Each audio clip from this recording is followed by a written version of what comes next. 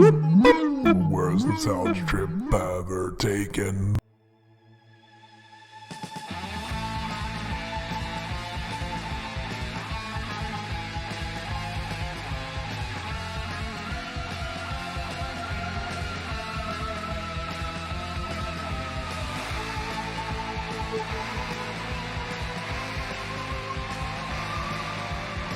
So you're trying to tell me that all these deaths are accidental?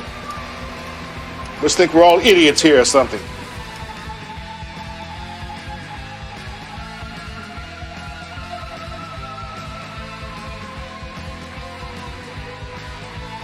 Present family entertainment. Who gives a shit?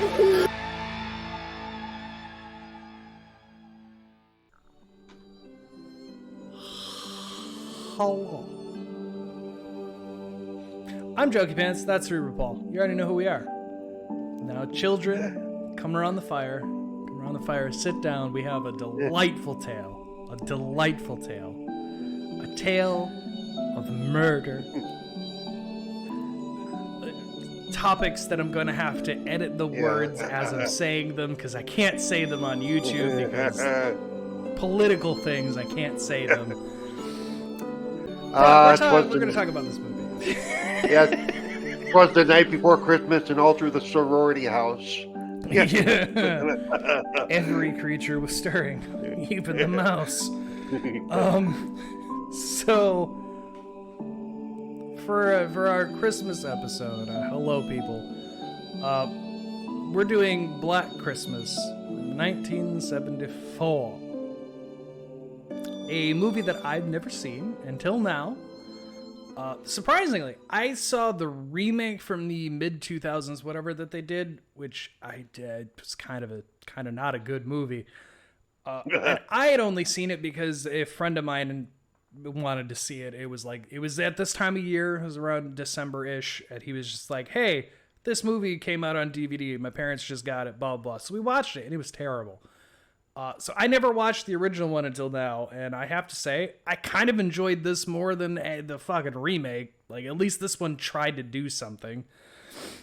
It's just the early 2000s movies, man. There are choices they make in those where you're just like, this is just really fucking dumb. So 1974. The reason Black Christmas is important. Start right off the bat with Jokey Pants, Cerebral Paul. This is technically the first slasher movie that was made, which is, it's argued by the director because he didn't feel it was that. After watching it myself, yeah, no, dude, you made a slasher. Like you made one whether you think you did or not. Which is important because this is 74. 4 years later, we got Halloween, which is where people are like, that's what made slasher as a genre. And it's like, Halloween gave it a name to where people knew it. Technically speaking, after watching this, like, Black Christmas technically did the idea first. They just didn't coin the term that it would become, and they didn't flesh it out as much as what Halloween would do and make it its own thing. I would also posit to say that this movie, I mean, even horror fans, a lot of people don't know about this movie because I had never fucking seen it. So I'd agree. It didn't stick with the lexicon like Halloween did or Friday the 13th did. Correct. Or it's not as good. I enjoyed it. I enjoyed this a lot more than I thought I would. But it still lacks a little bit if you're going in for like a horror kind of thing. Which the director did clarify that for him this was just a psychological thriller, which I get. There's a lot of elements of that in here too, but it does have a fucking slasher in it. So like I don't know what you want from me, man. Like there is a killer in here. And if there's anybody going, well, The Hills of Eyes came out first or whatever, or the Texas Chainsaw Massacre, this is about a singular killer hunting his victims, which is that's the slasher thing, you know. Yes, that is what signifies it as slasher, is that it's one guy hunting down his victims one by one, and it's not bloodbaths, it's not a whole family of people, it's not whatnot. And especially in like an isolated town, not outdoors, not out Right. big open areas. But this movie, trying to get the background information on this movie blew my fucking mind. So the director, I don't know what it is with this man, but this man, the movies I'm about to say here. So Bob Clark. So first off, Black Christmas started slashers. So we're like, as I said, Halloween came out 4 years later, really took that idea to a new level. So he's kind of started a thing there.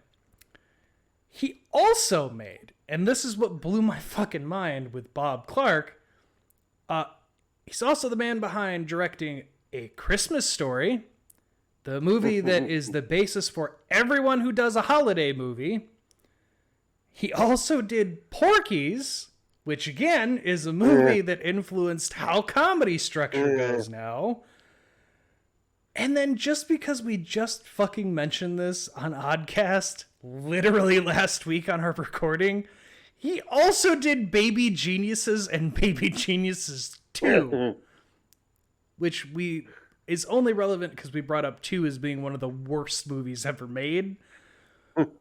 I can't believe this man is so involved with things.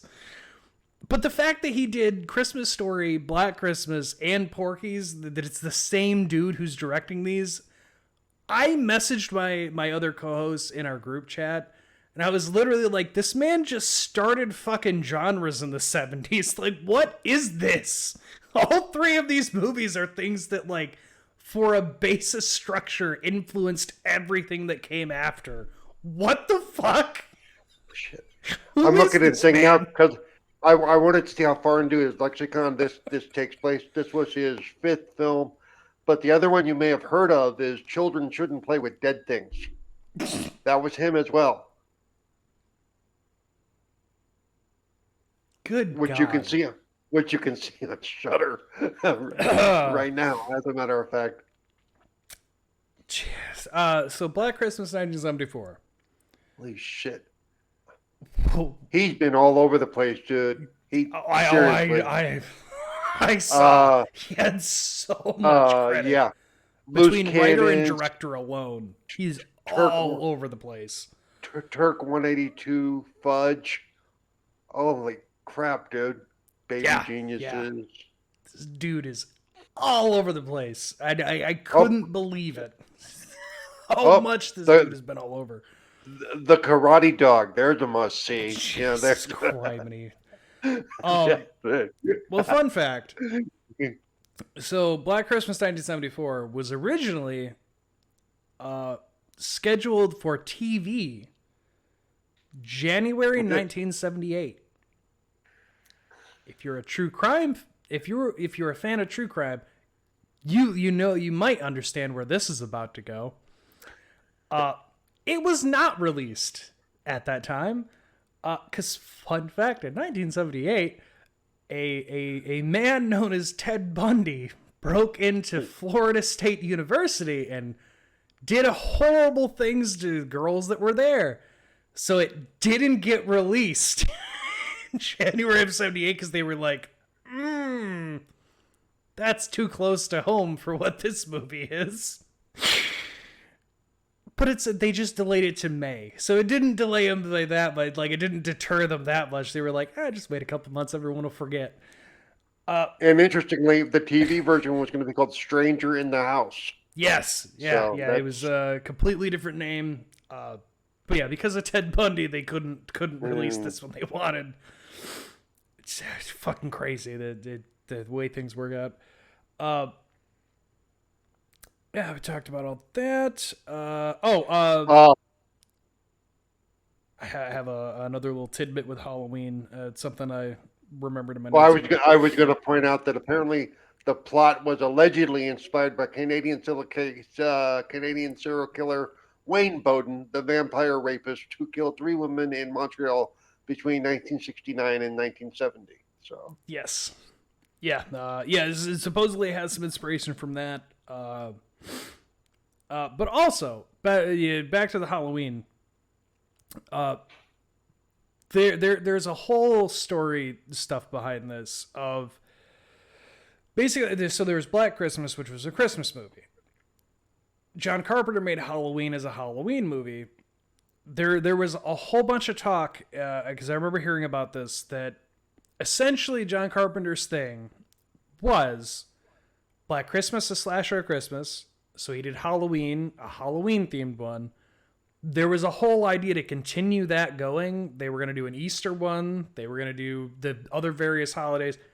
Didn't end up going that way for one reason, folks. And that is, unfortunately for John Carpenter made Michael Myers. And everyone went, I really like that. And they went, yeah, that other idea I had, fuck that. Just make a Halloween sequel. And we got Halloween the way we did. But originally that was the idea, was like, he liked that Black Christmas was on Christmas, and they did Halloween. It was a whole idea. Didn't fucking go that way at all, because he made one of the most iconic killers ever. And then Halloween, the idea of how it was going to be an anthology type of thing anyway. With, that's why we get Season of the Witch and all that stuff, Yeah, it was supposed to be like that.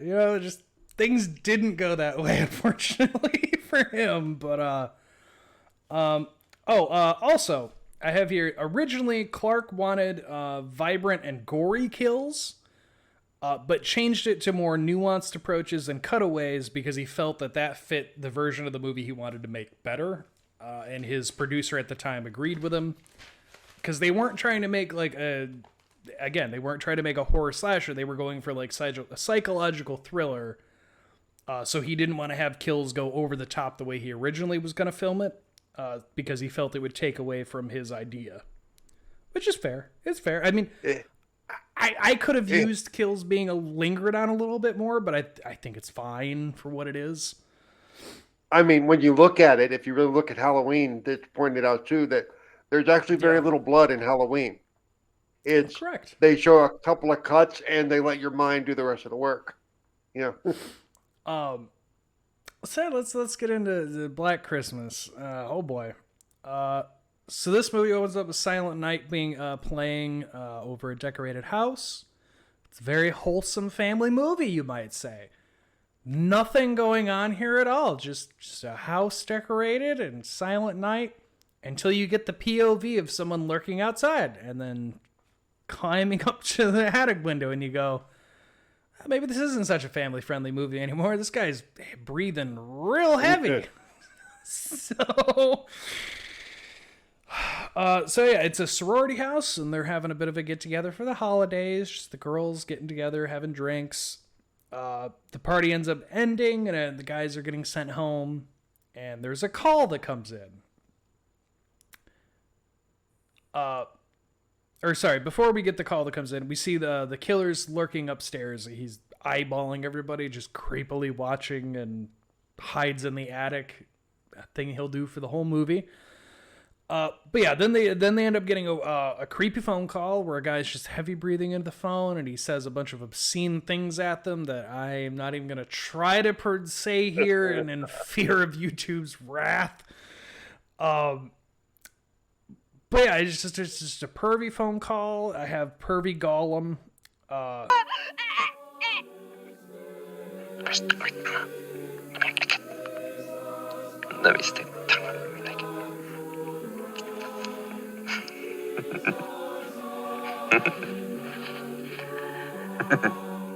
And the girls don't really know what to do with it. Barb, who answers the phone and is drunk for the entire fucking movie. This woman's liver has to be blacker than shit. My God.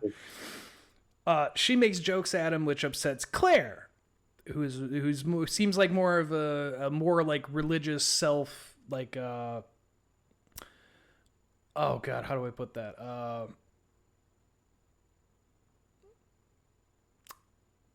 Reserved kind of person.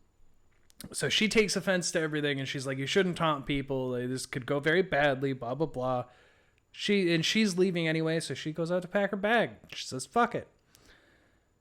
Which would have been fine. Should be nothing wrong with doing that. However, as she's packing up her clothes, we see that the killer's already hiding in her closet. And he's being real creepy about it. and she hears something, so she thinks maybe it's my boyfriend messing with me. Not your boyfriend, as the killer takes a plastic clothes bag and whoop, and just chokes her out. But now you may be asking, do they find the body at any point? Goddamn right they don't. Well, you'll see why they don't find the body. But I also have some issues with the ending of also, you didn't find the body.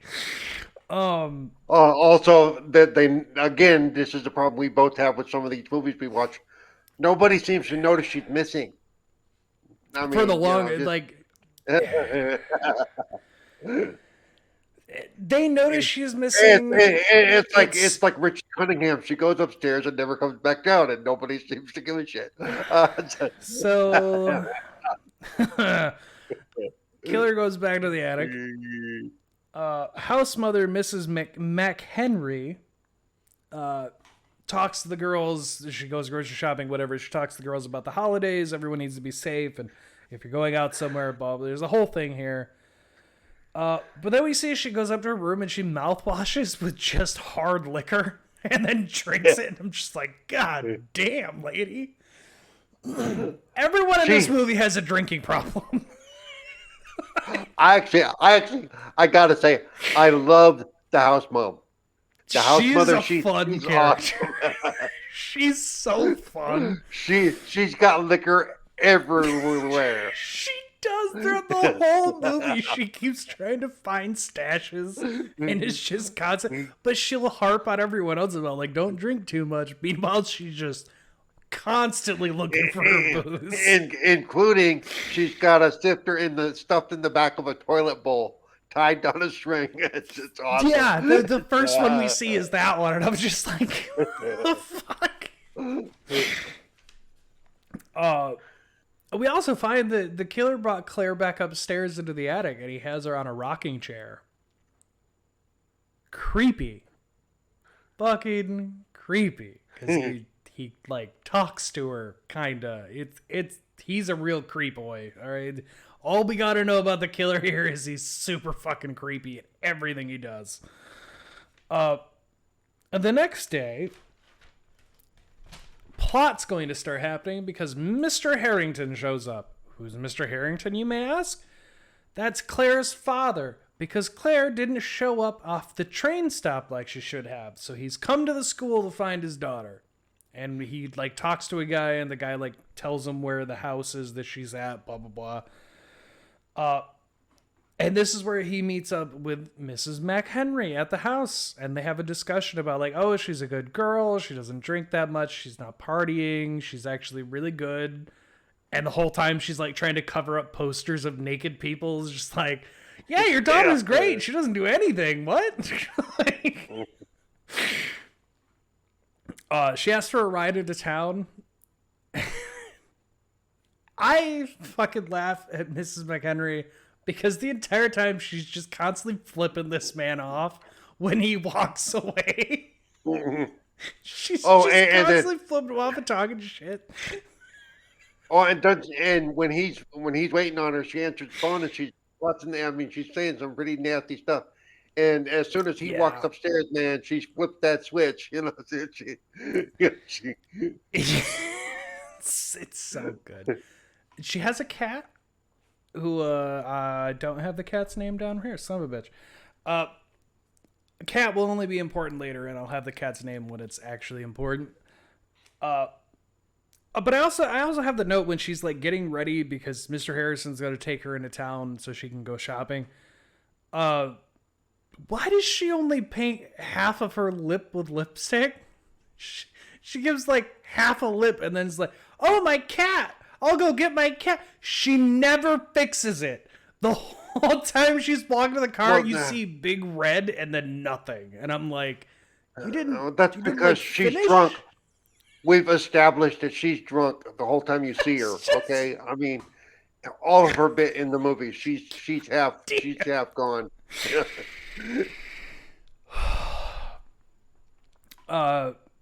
Jess calls her boyfriend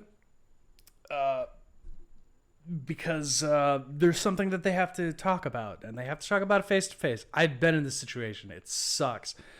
So Jess meets with her boyfriend. She tells him that she's pregnant. And he goes, oh, great. Like, cool, great. You know, like, we're both at college. We're both, you know, it's whatever. Like, we're going to have a family. Not quite. So in fear of things, I'll just say Jessica doesn't want to keep the baby. So that's a plot point for this whole movie. That's the thing. Like, she doesn't want to keep it. Peter wants her to. It causes some tension there because Peter feels that, like, why not? You know, blah, blah, blah. And then she's like, no. Which they'll get into more conversations about that later. But this is just the initial you meeting Peter. This is how you get to meet Peter. Yeah. Barb goes to a thing. She goes to like a Santa meeting thing, and she's helping out there. But once again, she's always drunk. She's drinking the entire fucking movie, so she's already plastered around all these kids. And she's like, "You gotta be nice to him, Santa." And I'm like, Jesus, can you lay off the booze for like 2 seconds to deal with the kids? What is wrong with you? Which is made worse because I do have in my notes here, there's a point where Mr. Harrison's on the phone and Barb's in the background, and you see her just giving a kid alcohol. She's just straight up like, hey, kid, you want some of this? Yeah, you want some of that? Yeah, you want some of it? And I'm like, what? What is going on in the background of this movie? She's giving these kids alcohol. Yeah. Hey, that little boy sitting in her lap looked perfectly happy. Okay. Oh, I bet.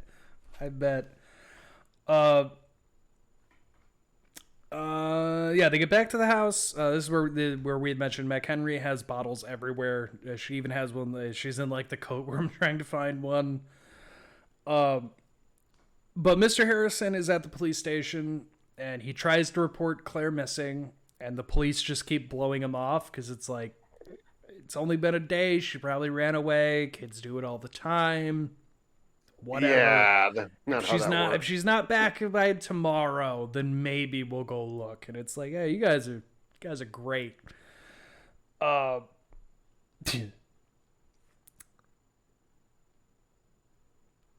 it's a whole thing here. Claire's boyfriend, though, apparently he's like brothers with somebody on the police force, so he gets them to actually give a shit to look into something that's going on. And this is where we also find out there's a mother there also looking for a kid, a 13-year-old who went missing yesterday also. So the minute a fuss gets brought up, the lieutenant comes out and he goes, yeah, no, we'll get a search party going. Like, a 13-year-old and this other girl's missing. Like, yeah, we'll get a search party. Let's figure this out. That's weird. We see Peter, who has like a piano recital thing he has to do. But he's playing it like he's on drugs because he's too distracted by the news from Jess, and he fucks up his whole recital.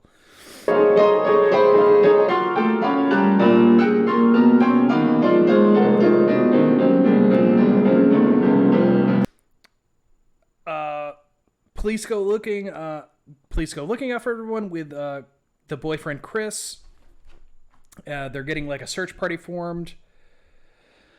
And they're at the park. Everybody's just like, all right, everyone, we got to do a thing here. Back at the house, though, Jess and Mr. Harrison and the group, before they get to the search party, they are stopped by Mrs. McHenry, who tells them, I'm going to be going to visit my sister, so when you come back, I probably won't be here, and I'm going to be gone for a few days. Convenient. And for then the killer. Go to the search party. Yeah, exactly. Yeah, while everybody's out searching, Mrs. McHenry starts packing up for a trip, but she can't find her cat. The cat is just, this cat refuses to fucking come to her, and she's tired of it. Not as well trained as the cat from Thanksgiving. God, no. And this cat found Claire's body up in the attic. Also, how the fuck did the cat get in the attic? It's the one question I had for this movie. It's like, she had to open the door to the attic, and she's like, "Here, kitty, kitty." I'm like, lady, you had to open the way to the attic. Also, it's a ladder to the attic. How did the cat even manage to get in here? Well, no, hang on. Because we know that the killer spends a lot of time up there, there's probably more than one way up and down, for one. If there's more than one way up and down, then they never show it. They only ever show that door specifically when he's coming down or going back. So I don't know. But also, if there's a way for a cat to find a way to get squeezed into a space, they will find it. Regardless, cat found the body there. Mrs. McHenry walks up the ladder, and then she sees Claire's body. And the killer this is the only kill in the movie where I'm like, why the fuck is that in this house? He has like a hook on rope that he's just waiting for her to come up the ladder far enough. And then he just lets it go and hooks her. And I'm just sitting there going, why is there like a hook pulley apparatus in this attic? What the fuck did they have up? Also, how is it even supporting anything? I don't know how this is even in this attic. That looks like something from a ship. What the hell? But again, it's just movie convenience. He has a hook, and he hooks her, and that's the end of it. And he pulls her up, and she's dead. She's just dead. You won't see her body till later, but she's dead. She's dead, hooked to the face. But since she told people she was leaving town, nobody's going to notice or miss her. So correct. Nobody's going to notice a goddamn thing because she's already gone anyway. I will say that given that he was storing these bodies in the house, by the way, if you've ever been in a house with a dead rodent or a dead anything, a dead possum, after a day or two, you start to notice you're in a house with a dead something. Yes. Yeah. Search party in the park, they do end up finding the 13-year-old Janice. Unfortunately, she's dead. The killer, that was like the first person the killer had gotten to in the town here by a series of events, which for good reason shocks and really messes everybody up, because like that's a kid. Like, what the hell's going on? Cut back over to the house. Everyone's kind of been doing their own thing. Everyone's just trying to get tucked in for the night. Like, Barb goes to bed. They have one last dinner. Barb goes to bed. Mr. Harrison heads off back home. And there's just Phil and Jess who are awake. Phil ends up going to bed too. And then Jess is like, maybe I will, blah, blah. But she ends up getting another call from the perv.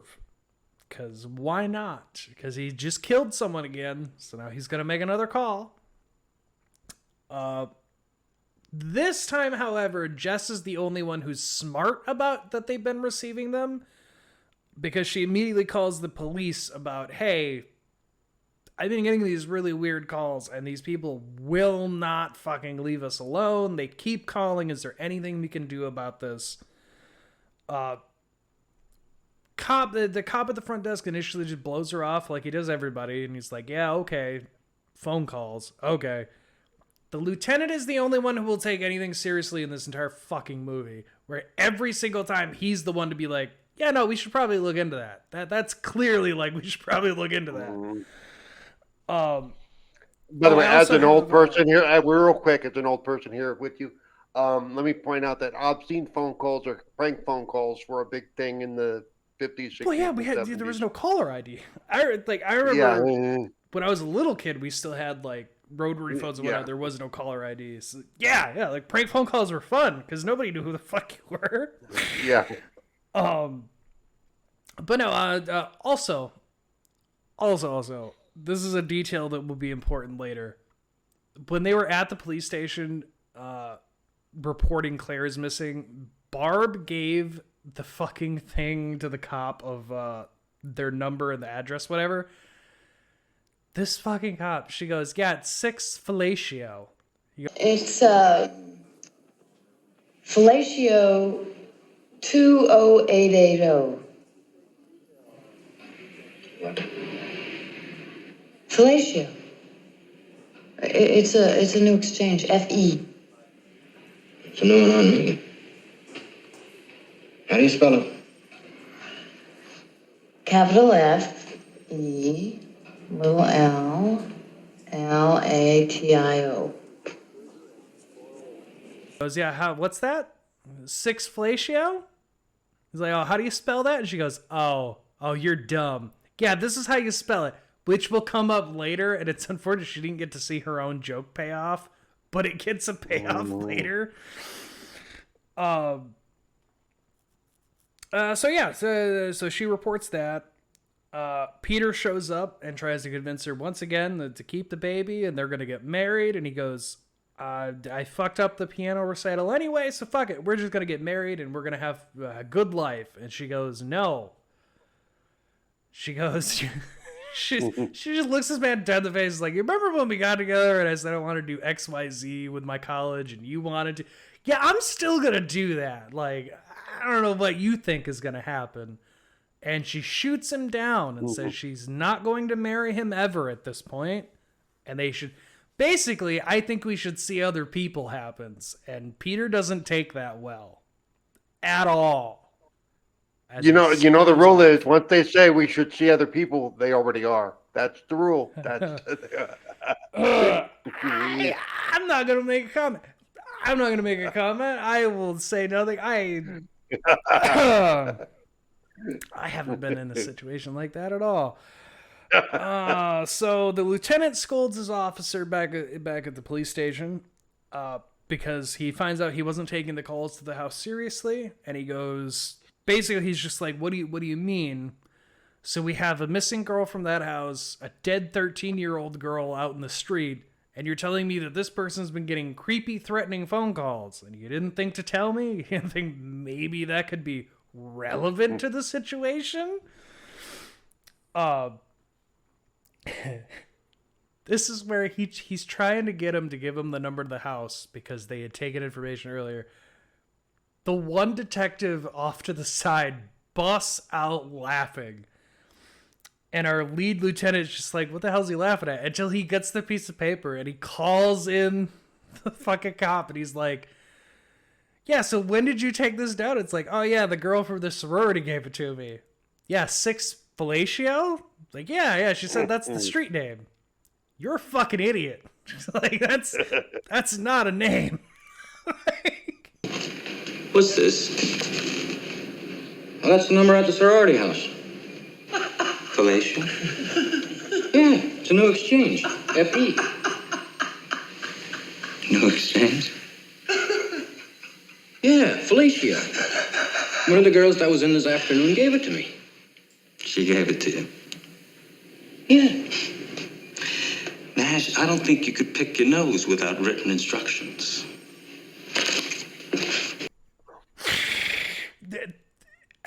There's something weird with this movie is the police station scenes like that are funny as shit for no reason in an otherwise serious movie. Yeah. Well, he did say in the thing that he wanted to try to add comedy to the movie, so there you go. Yeah.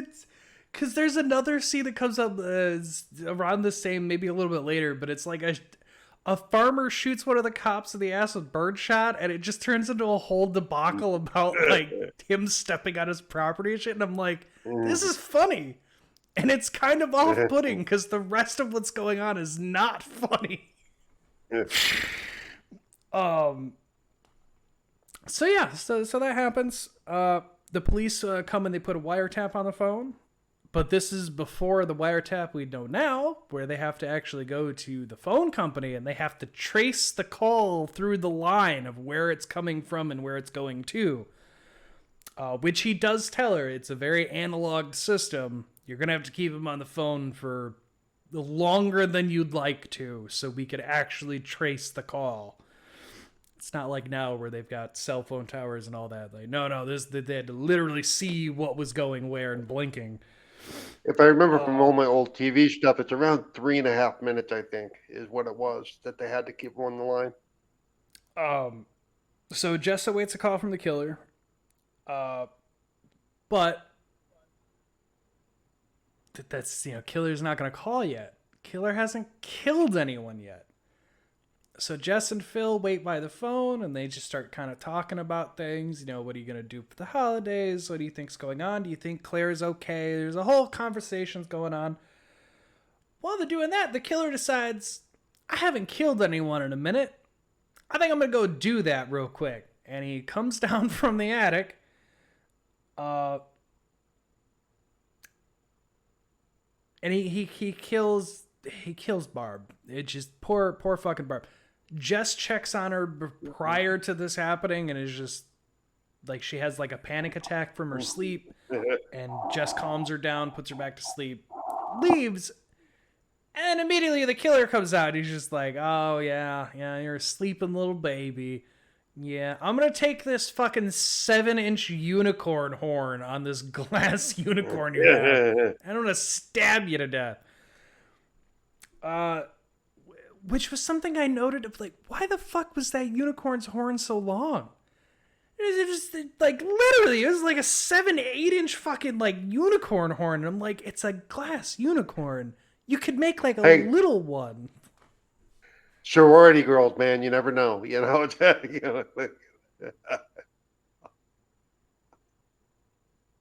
like the record show that I don't approve. I don't approve of what he just said. So, which of course then the killer calls the house again, but they don't get to trace it because the killer hangs up too quick. He hangs up before they can get any kind of trace on anything. So they're like, hey, if he calls again, you're gonna have to keep him on the phone even longer. You're gonna have to keep this going here. Like, we gotta keep him on there. This is where this is where you get the bird shot in the ass, and it's so fucking funny, because it's just the cops coming in, and the sheriff, like, the farmer throws the shotgun on the counter, and he's like, I'll get you, you'll get more than that, you come back on my land again. And they're all just like, why were you going on his property to begin with? Like, we're not gonna charge him, you're a fucking idiot. Like, why didn't you tell him you were gonna be there? So the lieutenant is the only one in this movie that seems to be smart in any way. As he questions about Peter to Jess there, where he's just like, so has he always been like that? He seemed like he was kind of mad and like seemed like it might be a little off. And she gets a call from Peter, who is crying and ranting and raving about everything going on, and Lieutenant calls her back after that call, and he goes, yeah, no, he seems like he's just not okay. Like, you want my opinion? He should probably get some help, like, really sooner rather than later. He sounds pretty rough, and I see people like this all the time. It's not good. Which is smart for him. They even try to do a trace on that Peter's call, but they don't get anything on it. Phil's trying to get some aspirin and water. She gets surprised by a search party guys who are doing searches around the neighborhood. They're just like, hey, make sure you keep everything locked, and if there's anything that goes on, there's groups of us around tonight, just making sure that we can catch anything that happens. They also get shown there's like a cop on duty who's going to be sitting outside at all hours just in case. Phil, or Phyllis, but they call her Phil, she goes to check on Barb, because, nobody's checked on Barb in a minute, and they all know how drunk she gets. So she goes to check on Barb. She doesn't get very far, though, because the killer shuts the door behind her, and she's killed off screen. I don't even know how she's killed. They don't show you jack shit about that, but she's dead now. Another call comes in, obviously, because the killer killed again. So he's got a call. He's got to make him feel uncomfortable again. This time, the lieutenant had gone off to look at Peter's stuff. So, like, he went off to where he had his piano recital. He sees the piano's destroyed because Peter just went off on the piano when he failed the recital. And he just starts kind of inspecting things, doing his job like a good lieutenant detective would, which is, I have a suspect. I'm going to see if he matches out to what I'm looking for here. This is where, when the call's going on, they are finally able to trace the call. They finally figure out where it's going to, where it's coming from, yada yada. And the lieutenant gets back in his car, and they tell them it's the address to the house. And he goes, no, they got it wrong. The call is going to there. It can't be coming from there. And they go, no, it's coming and going from the same place. It's all the same address. So he tries to call the cop on guard. Cop doesn't answer. So the lieutenant tells the cop on duty at the station, he goes, all right, here's what I need you to do. I need you to call Jess. Don't tell her what's going on. Don't explain anything of what's happening. Just tell her to go out the front door and wait for me. I'll be 5 minutes. That's it. That's all you got to do. Fuck this up and I will have your job. So at this point, Jess doesn't know where everybody is. There's carolers outside. She does go stop and do that. She pays them some mind, and then they leave because kid was found dead, which fair. But Jess gets another call, and then it turns out this time it is the police station, and the cop's a fucking idiot because he just keeps telling her like, nope, just need you to head outside the front door. And she's like, oh, well, I better go get Phil and Barb. No, don't do that. Don't do that. Just go out the front door. That's all we need you to do. He ends up just fucking telling her. he's so bad at his job. Which obviously makes her freak the fuck out that the killer's somewhere inside the goddamn house. By the way, okay, so I want to point out again real quick. Let me point out for you young people. This is where the meme where you see us old guys go, the call is coming from inside the house. This is the movie that started that. Yes. This is where it came from. This is the calls are coming from inside the house came from this movie. Fuck Scream. Okay, it was here. It was here.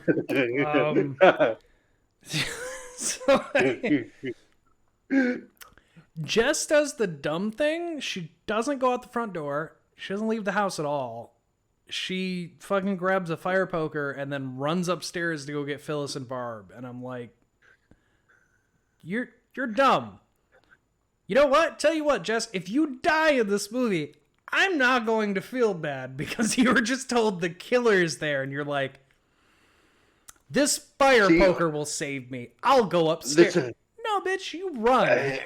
And this is one of my rules. She ran upstairs. One of my rules: don't ever fucking run upstairs. Don't ever go upstairs. She frantically calls out. She goes looking for Barb and Phil. Finds them in Barb's room, and the killer posed them together for some reason. He just wanted to, I guess. This is where he freaks her out because he starts talking from behind her. And she notices his eye through like the slit, like the, I think it's like a closet door kind of thing there, whatever. Yeah. But yeah, he starts talking about how Billy's been such a bad boy. Billy don't do good, mommy. And just a whole bunch of shit like that. And she freaks out and she fucking slams the door into him and runs. The only smart thing she does. But then does she go out the front door? Fuck no, she doesn't go out the front door. The killer grabs her, and then instead of swinging that fire poker she was so dead set on having, she falls to the ground and then runs to the fucking basement. Again. Why?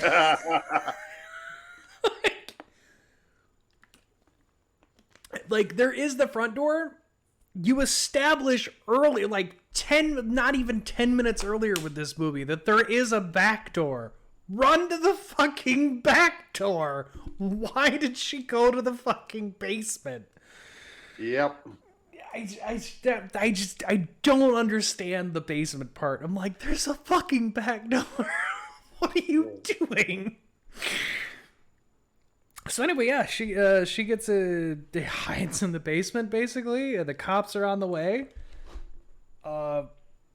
For the ending to this whole movie, it's pretty straightforward. But well, not really. The ending has problems with me.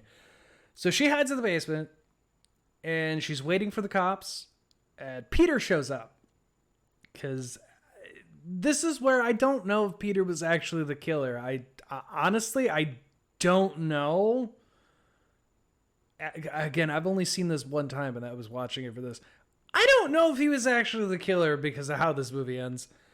But he spots Jess and he breaks in, which is a red flag of like, yeah, maybe he was. And he corners Jess in the back. The cops show up just as Peter gets to her. We get a bunch of screaming from Jess, and then they walk in, and Peter's dead. I guess got bludgeoned by that fire poker. And they take Jess, they put her in bed, they let her rest, and they all start talking about coroner can't take all these bodies, and the lieutenant's like, why don't we talk about this outside? How about we not talk about this in front of the woman who's those friends they are? How about that? How about we not do that? And everybody's talking about how they found all the bodies, blah, blah, blah. Except for the ending to this goddamn movie. Because the camera pans to each room, and then it pans to the attic. And then we go into the attic, and we see that they somehow, no one found Claire's body or Mrs. McHenry's body that are still sitting in the attic, even though they're closing the case. You haven't even found Claire, who's the one who started the fucking case. What do you mean? Also, did these cops not search the house? No one looked in the attic? What the fuck? Yeah. But the reason and again, like I mentioned earlier, the stench at that point, the stench would be amazing. But that's kind of where I feel the ending of this movie is like, I don't really actually know if Peter was the killer, because they make it seem like the killer's still there when they go to the attic. So I don't know. And they don't really tell you either. It seems like it very well could have been because of him breaking the window, getting in the basement. But again, the very, very ending, folks, is it pans to the attic, and we get the door creaks open, and then the camera up there to the two bodies, and Claire's body kind of rocking, and it's like, did he not get caught then? Also, does that mean the cops didn't search the fucking house for a killer? They just assumed Peter was dead? What the fuck is this ending? Yeah.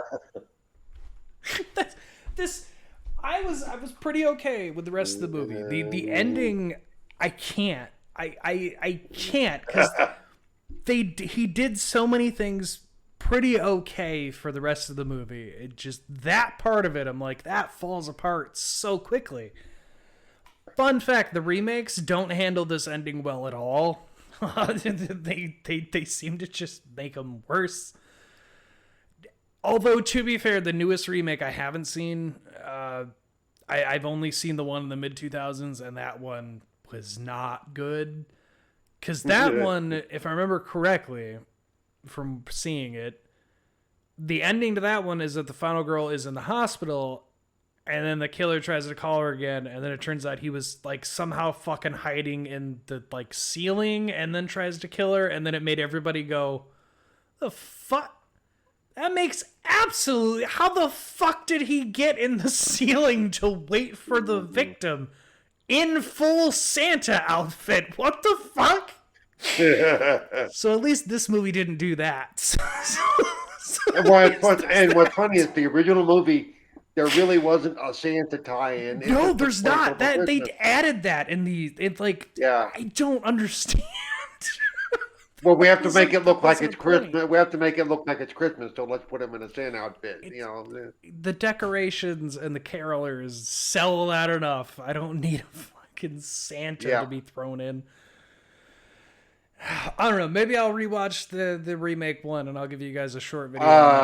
Yeah. I ain't doing that. Yeah. Who knows? I have plenty of things. I draw the line. I didn't know. No, you don't want to watch. You don't want to watch the remake from 20 something 2000. I think I may have even watched the more recent one, and I didn't care for it either. So it's, I completely forgot it had a third making of that movie until I saw something about it, and I was like, oh yeah, that's right, they did do another remake on that one. I had heard that one did it better, but I haven't watched it, so I don't know. Maybe I'll watch it now. And we'll see. Maybe the newest one did better. But that's Black Christmas. Fucking Bob. Like, the man is all over the place with his movies. He set the groundwork for a lot of the shit we have in Hollywood movies now, which is, to me, I couldn't believe any of that reading his shit. But yeah, this movie's, it's not the worst. It's if you want like a quick, honestly, like this movie flies by really quick, which is why even reviewing it went by fast. Is taking my notes. This movie's very quick in how it plays. It's just like, yeah, no, this happened, that happened, that happened. All right, and there's the killer. And it's like, okay. So it's pretty easy to watch through. If you want something to go back, classic horror, you're looking for something for Christmas, whatever. This one's not too terrible.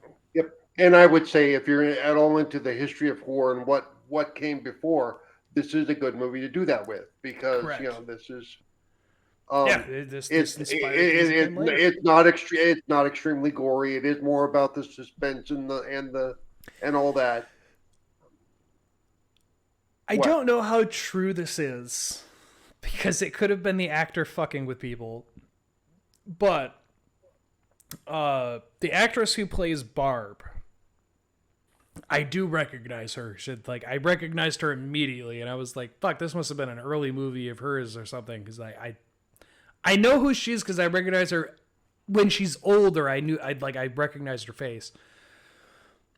But apparently there was a point she was approached by Martin Short, who was like, oh, you have one of my favorite movies ever. I've rewatched it all the time. And she went, oh, cool. And then she didn't know till like years later it was this movie. And she's like, no, hang on. I have that in front of me. It's not Martin Short. It was on the set when Olivia Hussey met the producers for Roxanne, and Steve Martin told her that she was in one of his favorite movies. And it's this movie that he'd watched up to that point 27 times. So yeah, she had no idea if he was messing with her, if he was serious. And I think for her, it's because she knows what that movie is, and is like, what the fuck do you mean? There are so many better movies. What are you talking about? but that is a little thing there. So yeah, Merry Christmas. I hope you're all having a wonderful time of year. You probably have snow. I sure as hell don't. It's hot and humid and shitty, and I'd rather be with snow. Send it to me, please. God, I miss it. Does that sound weird? Probably to you, but I don't like heat. I don't. I like fall. I like winter. I don't like summer. I don't like being here. I don't like how hot it is. Regardless, season's greetings. Hopefully everything's working out for all of you. Always remember, folks, don't prank your friends as a serial killer. Don't bury dead under the road. Always go out the front door. Don't go to the basement. Don't go upstairs. I don't know what you're doing on either of those choices. Don't bring things back from the dead. And I'll throw in, even if the front door's locked, if you've got a large glass window that you can break and go through, go through. Just jump. Just jump. You'd rather be cut and get stitched up than be dead. All right, that's all I'm saying.